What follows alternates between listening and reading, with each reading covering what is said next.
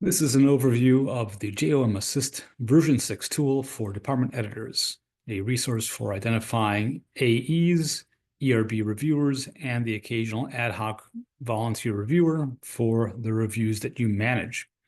Currently, I'm showing the most recent version of this tool, and I have selected a search for those who have affiliated with the Healthcare Operations Department and have suggested their expertise in econometric methods.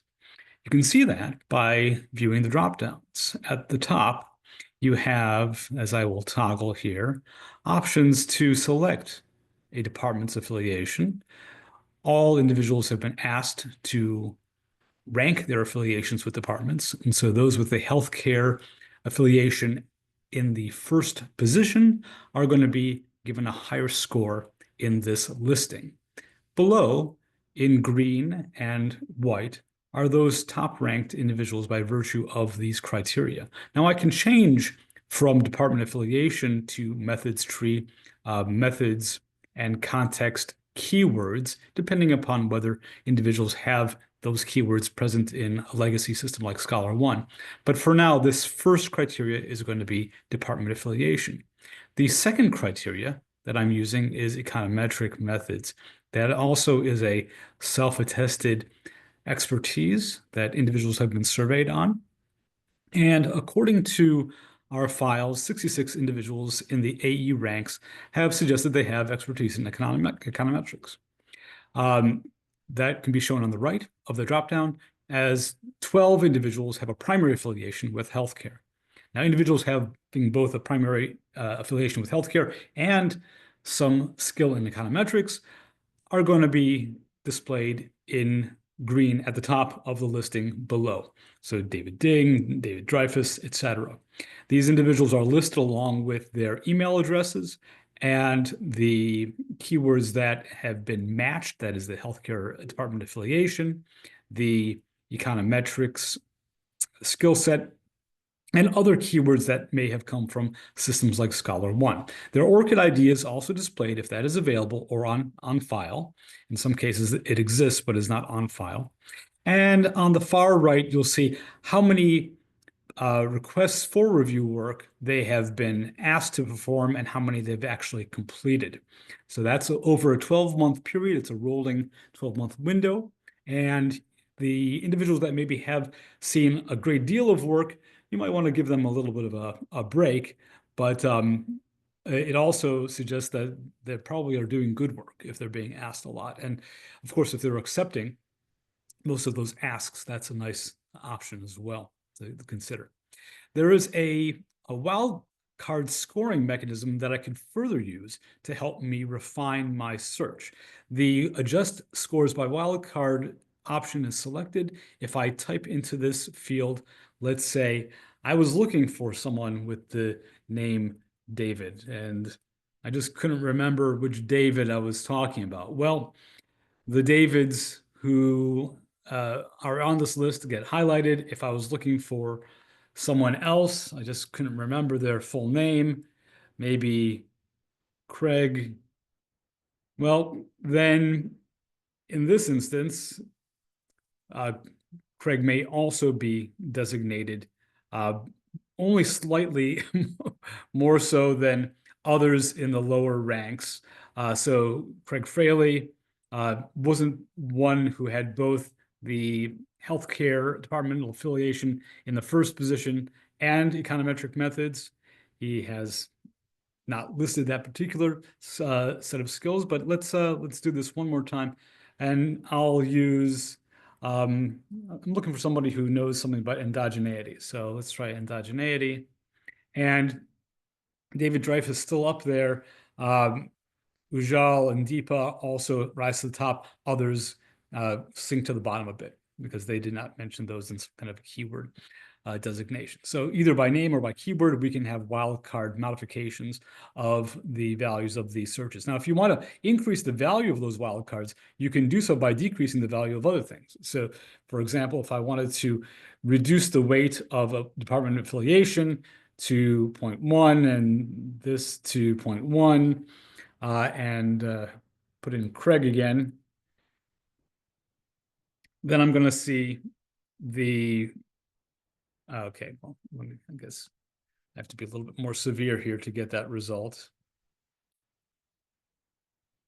And then individuals who have the name Craig are going to rise to the top. So again, you can make modifications to raise criteria to being more prominent in the selection, depending upon what you're looking for. A lot of different ways to score individuals based on what you're looking for. You can also adjust by workload. So those that have been asked to do the most and have done the most recently, those will be lower down in the rank. They'll be penalized their score based on higher workloads. And if you have ties and you want to have many ties and you want to look at things differently, you can also select the randomized ties option. Now, beyond that, we of course have the option of looking not just at AEs, but also at ERB reviewers. So if I toggle to the ERB reviewers, I get that listing. And here's Nate Craig, okay? Not a first name Craig, but a last name Craig, because that criteria was being used to distinguish individuals. I can get rid of that keyword. And then I'm only scoring on healthcare and econometric again, and then those individuals, only those weights are being considered, and those individuals rise to the top. Again, a lot of ties in this particular instance. Furthermore, I can also, at this point, in this version of the tool, access the ad hoc volunteer list. And there are many more ad hoc reviewers than there are ERB reviewers. So if you are in a pinch and you cannot quite find somebody who is available, who has the criteria that you're looking for, you might consider looking for them among the ad hoc reviewers. Now, how do we know that an ad hoc reviewer or anyone has the expertise in a particular knowledge base that we are reviewing? Well, there are a lot of different ways to figure that out. First of all, if I have an interest in a particular reviewer and I want to reserve that for myself for future reference, all I have to do is select their name in this list, let's say Justin Kistler, and click on the button, copy selected to notes. And now Justin, as a reviewer, an ERB reviewer, has been copied to this list. If I have a AE in mind, maybe David, his name will copy to the list. Now, I haven't quite debugged the ad hoc reviewer edition. I don't know if that's going to work yet, but that's a minor issue. What's more interesting is the potential to see yet greater detail on each of these individuals by selecting, again, an individual's name and then the View Expanded Details option. Now, this modal pops up and presents to you the name of the individual, their email, which is hyperlinked, so you can actually click on that. I'll do that in a second. Their ORCID ID, which is also hyperlinked, their Google address, if they have provided it, and if it's available, hyperlinked, and also you can even scroll and view their Google details. So if you're looking for somebody who's written a particular paper, or you're wondering about co-authorship and COI, you can look through their work here. The radar plot shows their departmental affiliations with those that are greatest at the highest levels. So here we have Ying Xiaolan, whose healthcare is the primary affiliation.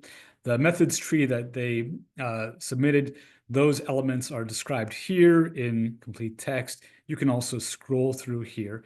What is the methods trees? Well, if you wanted to look at what they are, this is the structure in the survey that these individuals responded to. We have a methods tree structure that helps us rationalize what the methods are that in data collection and analysis. And so these skill sets, the DEs, many of you have been involved in helping us structure that. Thank you for that in advance. You can get a sense of what their expertise are here. And of course, you can filter by them. And here are some of the statistics of the recent work done as well. If you wanted to email Ying Xiao, for example, you can click on their email. And depending upon what email system you have, a template will be generated for you. Here, I'm using a standard kind of Outlook install. And Ying Xiao's email is ready. As we're reviewing for JOM, a header, there's a sample body of text. You can, insert the occasional carriage return as needed and edit it however you like. This text comes from the bottom right cell in the interface so that you can actually save that as a default kind of message that you'd like to send them. We always encourage DEs to not only invite individuals through the system that they're using, Scholar One or whatever, as well as sending individual emails. So this will maybe facilitate that process for you in a manner that suits you. I'll close that down for now. Here again, the modal is still open. And if you really wanted to see the ORCID site for this individual, it'll open up a browser. And there's not a lot of information on this particular individual site. They'll have to update it most likely. But those are all options for helping to facilitate instruction on the individuals of interest. There's also again, this lower right-hand corner that allows you to edit your standard template email that you might want to send to somebody. If we have more data on ad hoc reviewers as it comes in, that data will always be available. You would just have to hit the update review board data. I'm not going to do that right now, but any updates on the workload of AEs or reviewers or the availability, the full pool of ad hoc volunteers will be available through this. Every time you get new data or update the data, the date on the sheet is updated as well. So I updated this yesterday, for example. That's today being May 7th. Yesterday's update was on the 6th. This is not a tool that is without its bugs. For example, if you're on a Mac, you're not going to be able to see some of the details that pop up on the modal. There are a couple of issues, clearly, that NA shouldn't be there. It should be ID not available or something like that. So a couple of errors need to be accommodated. I'll keep on working with this. If you want to reset your notes, that's an easy thing. That'll clear out your notepad. It won't clear out your email invite template. But again, all of this is to try to get this information into your hands in as convenient and seamless a manner as possible. And of course, you can also just copy and paste things directly from the cells in the spreadsheet. It is, after all, a spreadsheet that we're looking at here. So, all right, if you have any recommendations for things we can do, again, consider this a work in continuous improvement. It's got a lot of features now, a lot more than it was a year ago. I think it'll come in handy. Please make sure to use it. And if you have any issues with using it, please let me know. All right. Talk to you later.